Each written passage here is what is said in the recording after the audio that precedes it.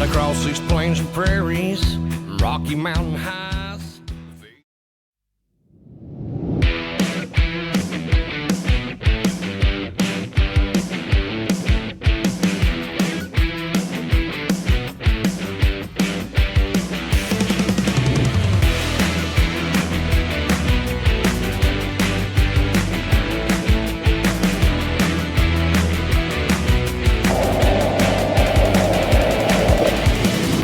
Pin is fighting with me.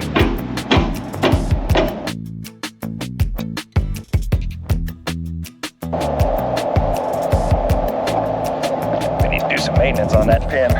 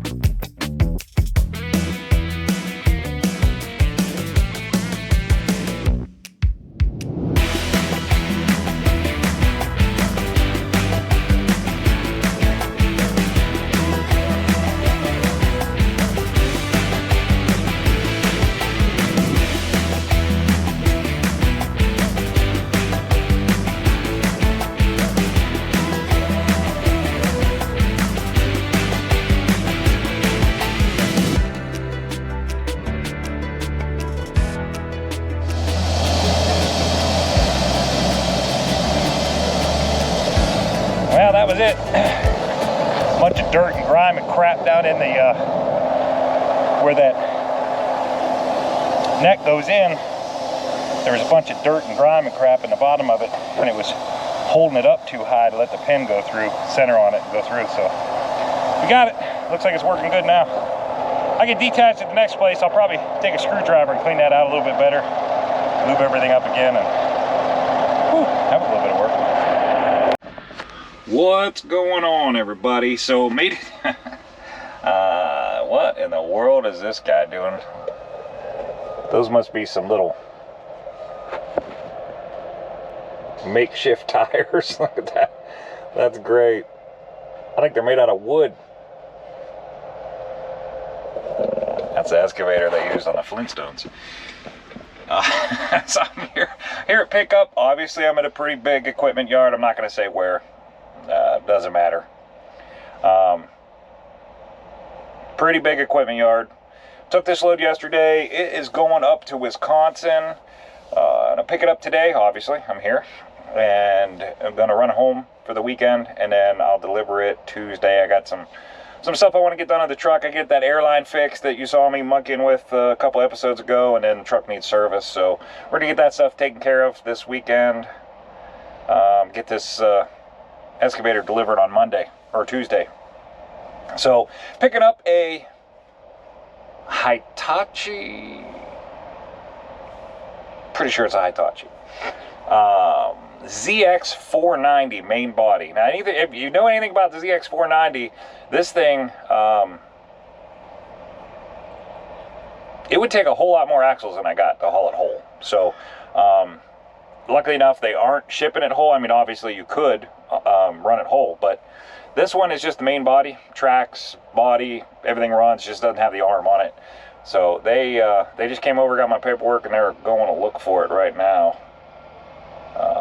I just walked down there and looked at a couple of them sitting in the road just to look at securement ideas and whatnot, and it's a pretty big unit. So we're going to be, I think they told me it was 10 foot 10 inches wide, so we're going to call that 11 foot 11 wide, 11 foot 7 inches tall, and 24 foot long, and we're weighing in at just barely under 76 or 70,000 pounds, 69.5 I think is what they said. So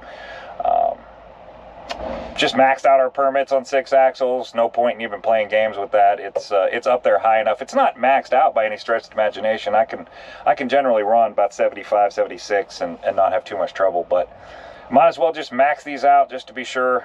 That way you don't have to worry quite as much about placement on it, but I'm gonna worry about that anyways. So they went to find a machine, and hopefully they'll get it over here soon. I don't know.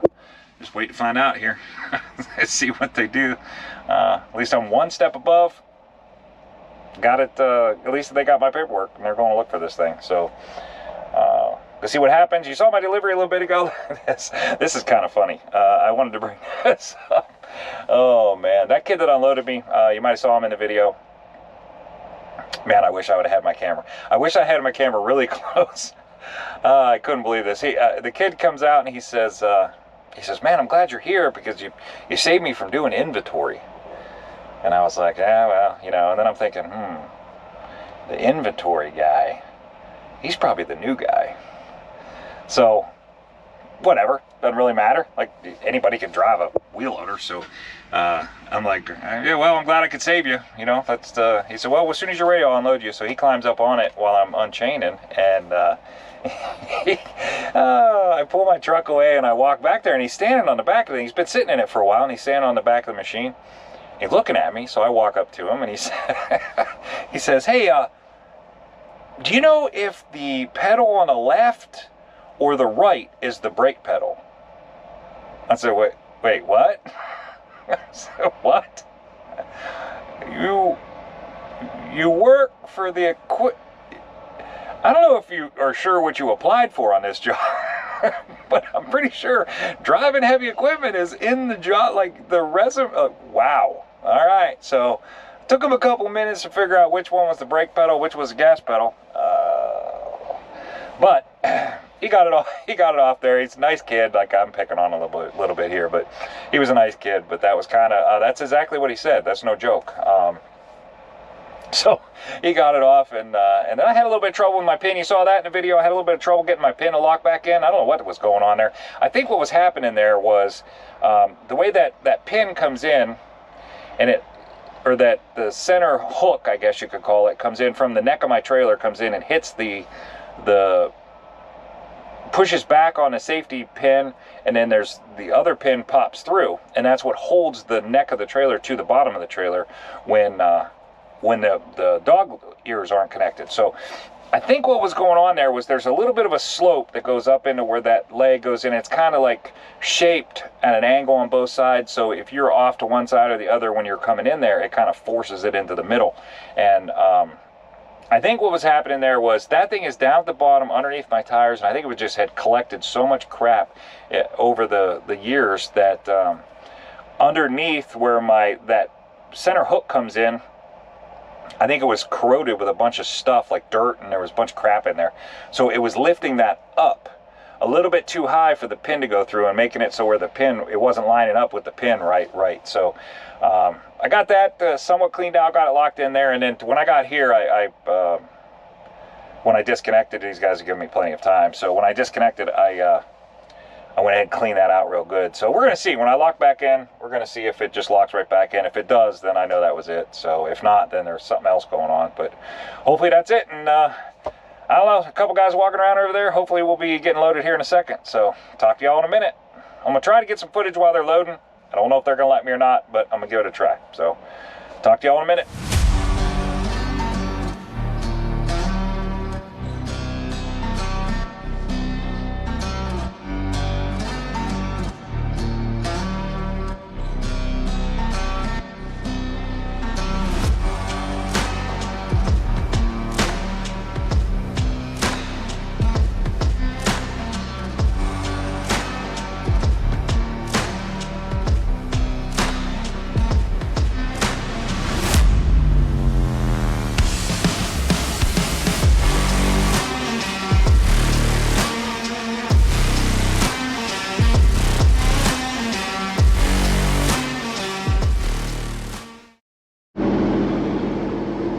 All right, Tuesday. It's Tuesday morning. I am on the other side of right at the Indiana line.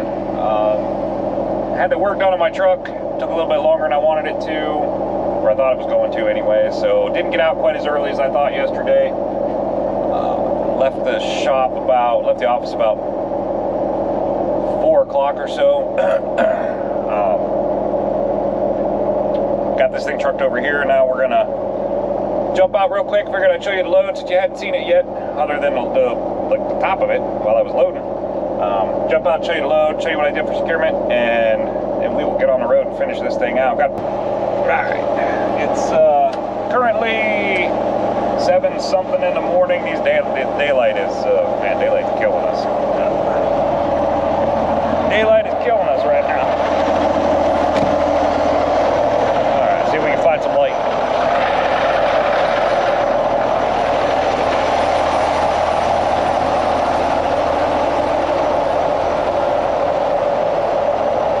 There's our baby right there.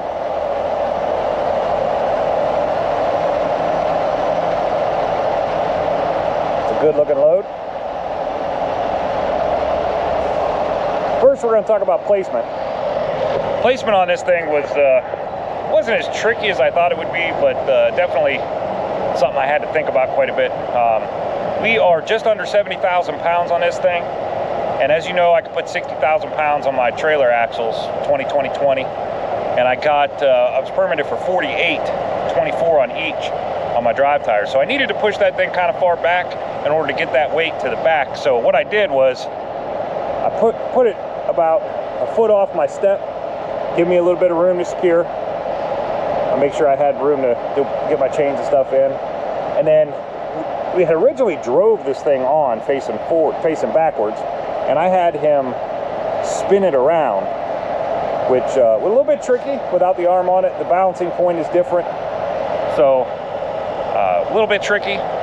Had to chain it down. He wanted it chained down, at least chains on each corner before he spun it, just in case it wanted to slide off the trailer because of the weight. The weight distribution isn't right. So it was a little bit tricky, but no big deal. Got it done. It spun. Didn't have any issues. So here's what I did for securement on it. I got these 2 chains back here. I went right off the track down to the trailer, pulling out. And then I X-chained right off the track, going across to the other side on both sides. Now those bottom binders, I got a little bit better binders. Those are 1/2-inch binders, so they give me a little higher weight rating. 1/2-inch binders are rated these ones are rated at 12,000 pounds. So because they're only going halfway across, or they don't go all the way across, they only hook and come right down, we get half credit for those. So we're getting 6,000 pounds for those 2 binders, but we're only getting 6,500 pounds for the 2 chains. So we're getting a little better. We got 6,000 pounds per binder for those 2 that are just on the tracks, and then 6,500 for both of those chains, those 3/8 chains. So we're getting a little better securement weight rating out of the 1/2-inch. I think I'm going to try to transfer all of my stuff over to 1/2-inch. You know, I probably should have done that a long time ago, but that's what we're working on now. So we got right there on those 2, that's 12,000. We got 18,500 pounds of securement on the back of this thing. Obviously got our flags on. I put my flags out here kind of in a weird spot. It's not really on the edge. It is out on the outermost, widest portion, but it's not on the back and the front, only because these flags get destroyed super fast. So if you don't try to keep them away from stuff, if it was hitting the side of that track, it would just destroy that flag, and I'd be buying new ones. So I'm trying to make my flags last a little bit longer and keeping them in a little different spot, and it's working. So obviously got my flag on the front, the same, hung it. I did the same thing on the other side. And then the front, these 2 binders here on the tracks pulling out, they are 1/2-inch binders, and I did my X chain across, so I get half credit for both of those chains, which is 6,500 for those chains. Those are 3/8. The 1/2-inch, I get another 12,000 pounds for the 2 of them. And then I put 1 chain across the middle. I ran it all the way up and back down and bindered that thing on both sides. I try and keep it holding tight. So essentially, I've got, let's see, what, 1224, 30,500, 37,000. I got 43,000 pounds of securement roughly holding this thing in, and I needed 35. So I'm in pretty good shape with my securement. That is, that's why I did it the way I did. Make sure I had enough. And we are getting ready to get out of here. Like I said, placement, I put it all the way back, and I'm going to put up the scale ticket on it. I hit the nail right on the head. I got lucky. I mean, it's a guessing game. We all know that. Backlights are working.